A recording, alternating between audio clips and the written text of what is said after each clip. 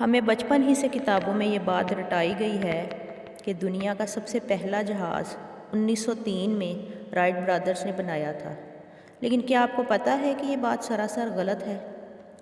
بلکہ دنیا کا سب سے پہلا جہاز آج سے تقریباً 1150 سال پہلے 875 عیسوی میں ایک مسلمان انجینئر عباس ابن فرنس نے بنایا تھا۔ اور آپ کو جان کر حیرانی ہوگی کہ وہ اپنی فلائی مشین سے 10 منٹ تک ہوا میں فلائی بھی کرتے رہے تھے۔ الجیرین تاریخ دان محمد المکاری نے عباس ابن فرنس کے متعلق لکھا ہے کہ انہوں نے اپنی فلائی مشین کو بنانے کے لیے بانس، ریشم کا کپڑا اور باز کے پروں کا استعمال کیا تھا، اور 23 سال لگ گئے تھے اس کو بنانے میں۔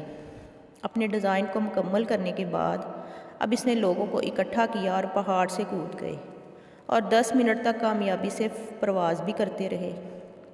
ایسا نہیں ہے کہ ان کے بعد کسی نے دوبارہ ہوا میں اڑنے کی کوشش نہیں کی، بلکہ 17ویں سینچری میں استنبول کے سائنسدان حیثفن احمد نے آرٹیفیشل پروں کا استعمال کر کے اپنے بازو پر پہن کر 180 فٹ اونچے گلاٹا ٹاور سے کود گئے اور کامیابی سے لینڈ بھی کر گئے۔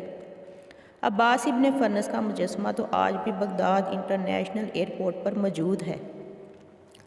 معلومات پسند آئے تو لائک، شیئر اور سبسکرائب کرنا مت بھولیے گا۔ شکریہ۔